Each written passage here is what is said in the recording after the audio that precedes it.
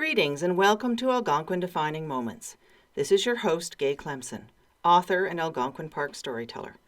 As you know, I've written extensively over the last 20 years about the human history of Algonquin Park. In this episode, I'm going to focus on using a modified walking tour as a vehicle to share some of the forgotten stories about Rock Lake Station, a community composed of railwaymen, loggers, tourists, leaseholders, and all their families that used to exist where the Rock Lake campground is today. First, a bit of context. As you know, Algonquin Park was established in 1893, but Rock Lake was not part of it until the park's boundaries were expanded in 1911. Today, Rock Lake is well known as the location of one of the main public campgrounds in the park. Rock Lake Station, located at milepost 156.1, was originally one of the 5 Algonquin Park train stations along Lumberman J.R. Booth's Ottawa, Arnprior, and Parry Sound railways. Today, when you look down the main campground access road from the gatehouse, you can see that it runs straight as a die for about a kilometer. This is because the road was once the rail bed, which contained a single track with several short spurs that ran to nearby Barnett Lumber Company operations. Access to Rock Lake was by rail until limited train service from Whitney ended in 1945. The road from Highway 60 into Rock Lake was constructed in 1946. And the Rock Lake Campground opened in 1955. The best place to start our walk together, down memory lane, is at the bridge crossing Rock Creek. With your back to the campground gatehouse, walking about 100 paces up the road from the bridge, on your left-hand side is about where the original Rock Lake Station number 1 was built. With the Morse code call letters UF, it was an instrumented boxcar with the station at one end and a small living accommodation at the other. Freight service started November 1896, and passenger service began the following January. The first station agent, William John McCourt, was originally hired to manage the nearby gravel pits at Whitefish Lake that provided the ballast needed for the new rail bed. He was also trained in the use of the telegraph, and so was quickly hired as the station agent when that became known. In addition to being a stop where steam locomotives were supplied with water, it didn't take long for Rock Lake Station to evolve into a major tourist camping and fishing area. This was in addition to some of the nearby lumber operations. Tourists who were interested in escaping from the city for an inexpensive summer vacation would come from all over Canada and the northeastern portions of the United States. Rock Lake had a different, much more rustic feel than the soon popular Highland Inn. For many women, the dress of the day was often not the more common long dresses, but breeches and high leather camping boots with colorful jackets and hats. About another 50 paces from the station, this time on the right-hand side of the road, then situated between the main rail track and the spur, sat a gulland water standpipe. It was fed by a large pipe that came down from the center of the water tower that was located in what was then a field about 200 feet away towards the lake. The water tower location was ideal due to its close proximity to Rock Creek, where water flowing from Fisher Lake provided an ample supply for the thirsty steam locomotives. However, to get the water from the creek to the water tower and from the water tower to the locomotives was no easy matter. First, it had to be pumped to the water tower from the creek using a steam pump. From there, gravity fed the water standpipe, which rotated in such a way that it could fill the train's steam engines from either direction. An observant railway enthusiast can still see the foundations for both the standpipe and the water tower near the Rock Lake Campground access road. A fellow named Charlie Burns was hired for 50 cents a day to both man the steam water pump and filled the locomotives that passed through several times a day. Since Charlie had to work 7 days a week, he built himself a small cabin without permission from the railway officials on the northeast side of Rock Creek. No one noticed or cared until the area became officially part of the park in 1911, at which point the decision was made to handle these quote-unquote squatters on a case-by-case basis. As late as 1945, though his cabin was long gone, the remains of his two-holer outhouse could still be seen at the second bend in the creek, where once an old wooden wagon trail bridge crossed the creek. A few more paces down the road will take us to William McCourt's grocery store and his home, Shawna Lodge. For everyone in the local area, the arrival of the train was, of course, the highlight of the day. Instantaneously, the train platform, which was really just a flat area of ground, would become a beehive of activity, with people, produce, and equipment coming and going on and off the train. In the summer of 1897, Ida Froebel, the younger sister of the first OA and PS railway foreman John Froebel's wife Tilly, came to visit. Instantly smitten with the dashing station agent, she married him in 1899, even though she was only 16 years of age to his 29 years. Over the course of the next few years, they had 3 children, Oriole in 1900, Myrtle in 1902, and Vernon in 1907. In 1901, across the tracks from the water standpipe, William McCourt built or acquired, it's not clear which, a 10-foot by 20-foot log cabin and stayed there until 1903, when he bought the larger building next door from the Barnett Lumber Company.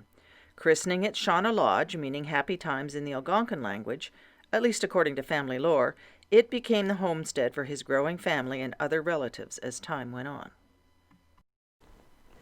As the local telegraph agent, and therefore aware of just about everything that was going on, it didn't take McCourt long to realize that there was money to be made from this burgeoning tourist trade.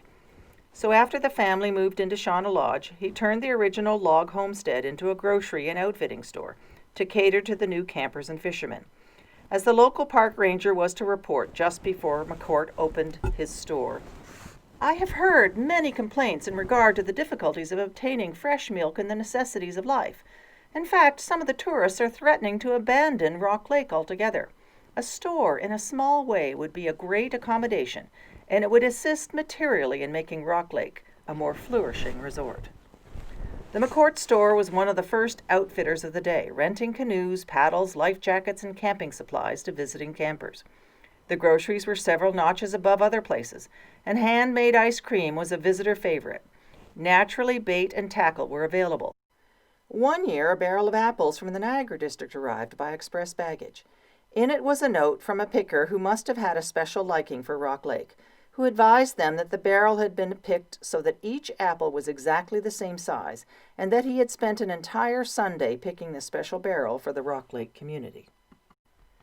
Shawna Lodge was also a bustling place. For visiting friends, mealtime in the 1910s was a festive affair. After ascertaining the number of guests and the extent of their hunger, Ida would suggest to McCourt that he meander up to the upper bay of Rock Lake to bring in a certain number of lake trout.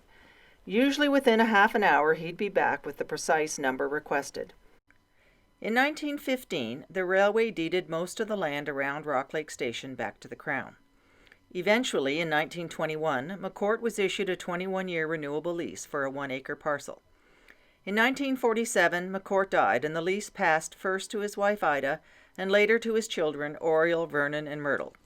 Alas, cottaging on the edge of a public campground had its challenges, and the lease was given up in 1987. Shawna Lodge was burnt to the ground soon after, and for many years all that remained was the Bell Telephone Company box and Ida's lilac bushes, and a few of her roses in what was once her back garden. Today the area is just an expanse of flat ground across the road near site number 13. Continuing on our tour for another 100 paces or so up the road, you'll come to about where a new Rock Lake Station was built sometime between 1905 and 1910. On the left-hand side of the road, just to the east of Shawna Lodge. About halfway between the water tower and the Gulland water pipe, just kitty-corner from the station, a separate section house was built on the Rock Lake side of the tracks. By 1929, the building was no longer needed by the railway, so it was leased to John Petrachuk, a section man with the railway, and later in 1940 to Beulah Eady, wife of the local park ranger Stuart Eady. According to local legend, Beulah Eady was the only woman who could make bread, pump gas, and collect frogs all at the same time. Her blueberry pies and Chelsea buns were infamous in the local area. As one resident fondly remembered, "We called them sinkers because they were so heavy and yeasty one would sink if one went swimming after eating 2 of them, and eat them we sure did." Beulah also loved music and would organize dances that were held every Wednesday and Saturday evening during the summers. Sometimes at the section house and occasionally at the Barkley Estate boathouse. She would hire bands and fiddle players from Whitney, and even she would sometimes do the calling. These dances were great fun and attended by all of the local residents. To get around up and down the rail line, inspecting the tracks and making visits to park headquarters on Cache Lake, the railway provided handcars purchased from the Casey Jones Manufacturing Company. The railway wouldn't pay to add motors, as they thought that motorizing these handcars was a luxury that was not needed when pumping by hand would do the job just as well. Though desirable, a motorized vehicle was costly, about a month's wages. But a useful and much improved alternative was the velocipede. This was a 3-wheel pump contraption with one wheel following the outer rail of the rail track. Later, gas-powered handcars were made available and stored in a shed near where the original Rock Lake station was located. However, though not a section man, and with little need to go up and down the line, William McCourt would not be outdone. He acquired a Fairmont motor car, which was a platform with steel tires and oak wood-spoked wheels run by a single-cylinder gas motor. A belt drove a pulley on the front axle, and its top speed was about 10 miles per hour. His grandson, Robert Taylor, can remember sitting on the gas car in the back shed on a wooden Salada tea box thinking he was really somebody. We kids had a special toy. We would put it, the old Fairmont gas car, on the rails, and I was allowed to take all of the local kids up and down a nearby siding. To go in reverse, the spark was cut, and if quickly enough connected at the correct instant, the motor would stop and go in reverse. Most of the time we couldn't go out on the mail rail line as the way was blocked by a speeder that was owned by the local Department of Lands and Forests Ranger Stuart Eady. Once, however, the speedy wasn't there, so neighbor Fred Allen and I decided to go for it and headed to Menwate Station on the Barkley Estate. It was great fun getting there, but when it came time to return, we found that the engine wouldn't go into reverse and we were stuck. We had to push it all the way back and paid a high price when it derailed as we got caught and were grounded for a week. Later, after the trains had abandoned the line and up until the rails were lifted in 1954, the Fairmont gas car was used by the McCourt family for many berry-picking expeditions to the end of the line at Lake of Two Rivers. If you look now towards Rock Lake, it's hard to believe that in the late 50s, on the field sloping down to Rock Creek, behind the former section house, the Department of Lands and Forests built another outdoor amphitheater for the interpretive programs. A 110-volt gasoline generator was installed, which ran from morning until 10 p.m. to supply electricity to the office and the nearby washrooms. According to a local resident, though the noise eventually became white noise, the real problem was the dust generated by all of the cars coming to the shows 2 times a week. Eventually, the program at Rock Lake was discontinued. We're thinking around 1968. If we continue our walk down the former railway bed, we get to a point where just before the Booth Rock Trail begins, you can see Rock Lake Campground Section B. Prior to the campground's creation, it was called Bach's Point, named after Billy Bach, the former caretaker of the Fleck Estate, which we'll talk about a little bit later, who had settled there on patented land apparently given to him by the family in 1929. Here, Bach built 3 cabins on the site that he rented out to tourists at a rate of $65 a month, with $35 extra if the renter wanted to include wood and ice. Later, after McCourt retired, Bach took over supplying groceries, gasoline, milk, and coal oil to the cottagers. At the request from the other cottagers, Rock Lake resident Reverend Leo Ebinger, a Lutheran, would hold a church service most Sundays. Held on Bach's front porch, music was provided by a pump organ played by Bach's wife Gertrude, or his daughter Louise, who later became a deaconess, and sometimes Ebinger's daughter Elizabeth. As echoed by many of the Bach's tenants who went on to obtain leases in the area, what a wonderful place the Bach's was for the 3 summers we rented one of their cabins. With its chicken coop, which was a great place for finding worms, the canoe trippers stopping in at the store to reprovision, Mrs. Bach not wanting to sell any one person 2 of anything just in case someone arrived needing one, the great sand beaches where we learned to swim and dive for clams, Blueberry Hill for berry picking, the jigger to hitch rides on once in a while, the old schoolhouse to explore, and of course the railway tracks to test your balance on when you were out picking raspberries. Another role that Billy Bach held was that of a local taxi driver. Using a large 20-foot flat-bottom boat that became known as Bach's Pointer, he would transport goods and people to their leaseholds. Another job he had responsibility for was to cut blocks of ice from the lake and store the blocks in the community ice house located on nearby Whitefish Lake. Many a leaseholder's son had a summer job delivering the ice to residents on both lakes. The local ice house contained thick ice blocks packed in sawdust, and for the local children it was a marvelous treat to get the large ice chips to eat on a hot day. Bach was also instrumental in getting a public school established in 1934. Located nearby, up by Rose Pond near the Booth Rock Trail parking lot, the school was a one-room school named SS No. 1 Nightingale and was part of the Halliburton School Board. The school was needed to educate not just Bach's growing family of 7, but also the railway section man foreman's children and the children of the staff from the nearby Fleck Estate. Mrs. Bach and later the park ranger's wife, Mrs. Eady, were the teachers. In 1955, Billy Bach died, and soon after his cottages were acquired by the Ministry of Natural Resources. The sites were cleared and became Rock Lake Public Campsite, Section B.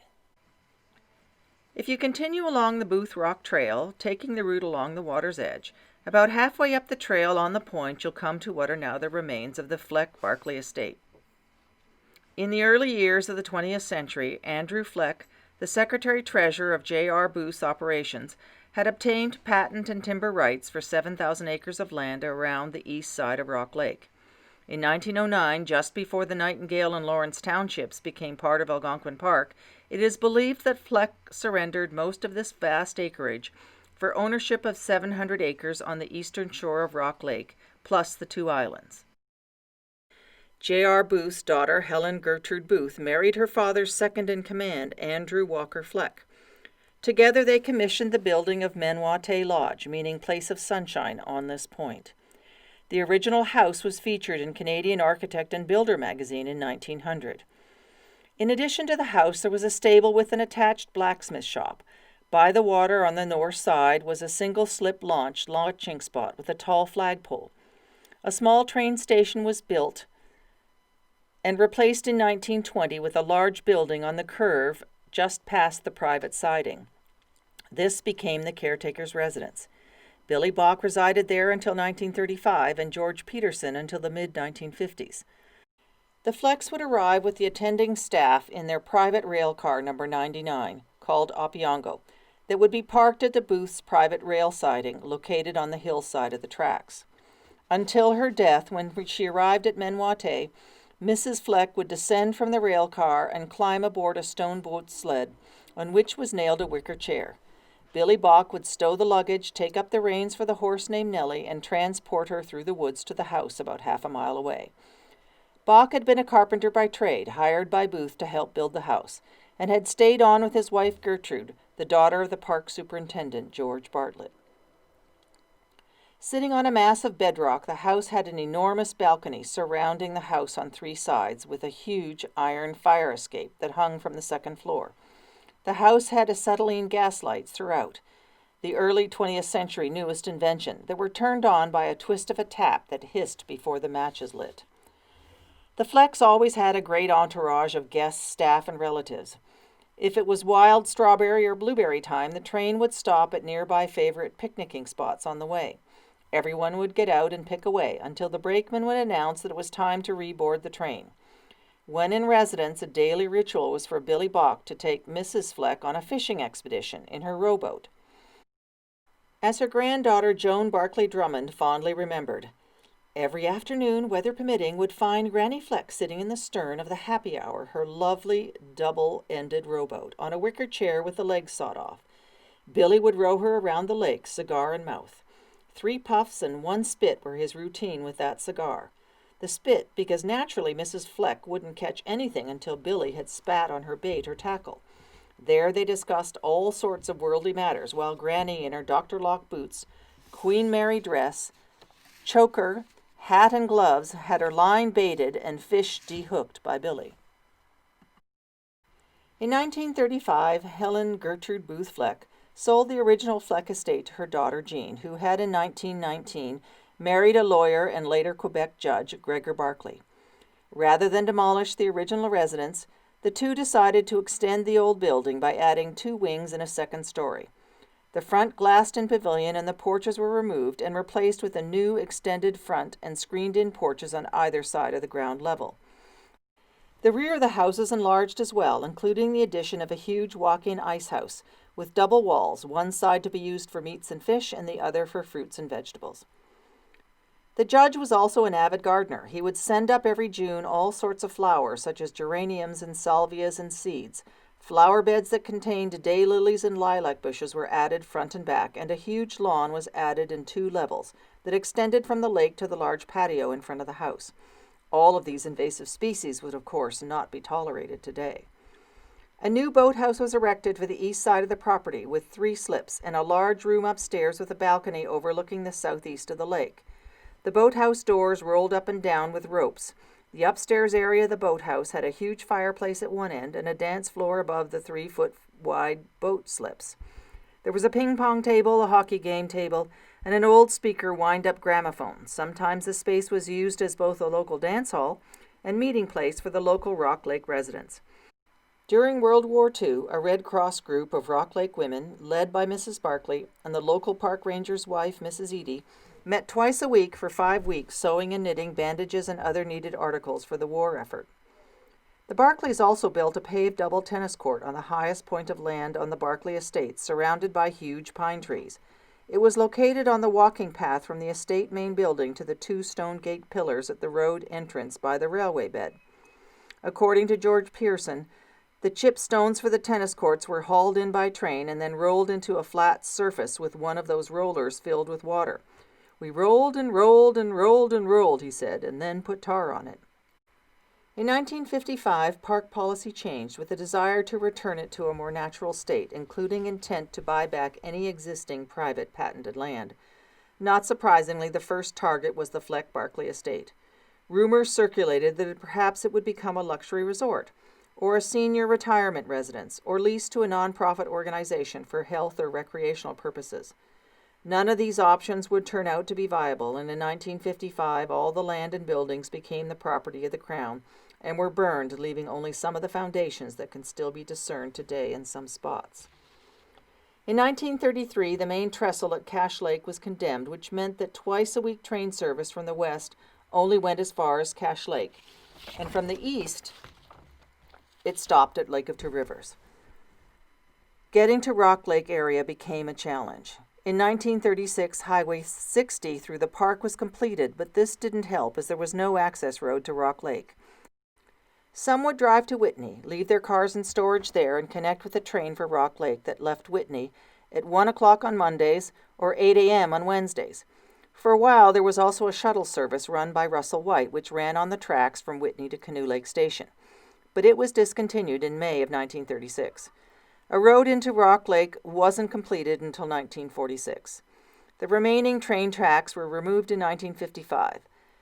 Today, the 12.7-kilometer old railway bike trail takes you along the route to Lake of Two Rivers. I hope you've enjoyed this little trip down memory lane to recall both the people and the stories of what used to be at Rock Lake Station so many years ago. If you'd like to read more about Rock Lake and its history, check out my book, Rock Lake Station, Settlement Stories since 1896, which is available both at the Friends of Algonquin Park bookstore or Amazon, or you can reach me directly through my website, algonquinparkheritage.com.